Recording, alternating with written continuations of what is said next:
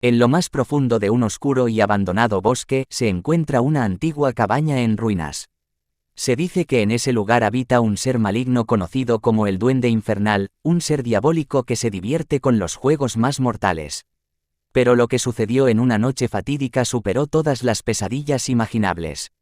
Un grupo de amigos sedientos de emociones fuertes escucharon las macabras historias sobre el Duende Infernal y decidieron desafiar al destino al jugar su juego mortal. Llegaron a la cabaña en una noche oscura y tormentosa, llevando consigo una caja de misteriosos objetos que habían conseguido para el juego. Una vez adentrados en la cabaña, el aire se volvió espeso y el ambiente se llenó de un silencio escalofriante. Las sombras danzaban en las paredes mientras los amigos se preparaban para el juego. Colocaron los objetos en el suelo, unidos por una promesa mortal de seguir las reglas del Duende Infernal. El primero en jugar fue Alejandro, quien tomó un pequeño espejo y se miró fijamente en él. De repente, su reflejo comenzó a distorsionarse y su rostro se convirtió en una grotesca máscara de horror. Alejandro gritó de terror mientras su reflejo se retorcía y se fundía con su propia imagen, dejando solo un charco de sangre en el suelo. El siguiente en jugar fue Martín, quien eligió un antiguo libro encuadernado en piel. Al abrirlo, las páginas cobraron vida y las palabras comenzaron a susurrar en una lengua desconocida.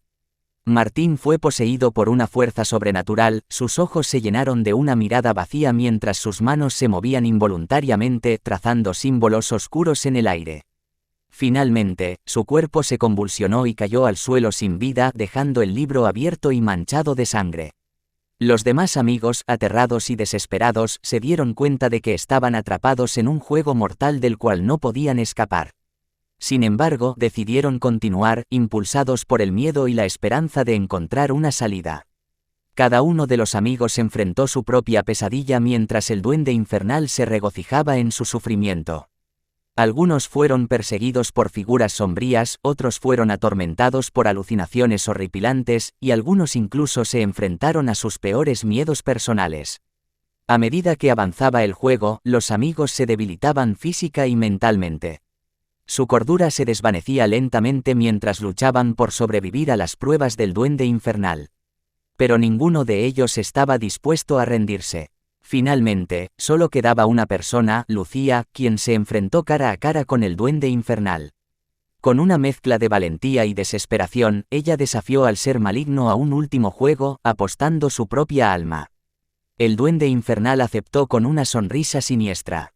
El último juego fue una batalla de ingenio y astucia. Lucía luchó con todas sus fuerzas, utilizando su ingenio y conocimiento para superar los desafíos del Duende Infernal.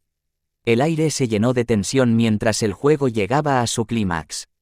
Finalmente, Lucía logró derrotar al Duende Infernal, utilizando su último aliento y todo su coraje. El ser maligno desapareció en una explosión de fuego y humo, dejando a Lucía sola en la cabaña en ruinas.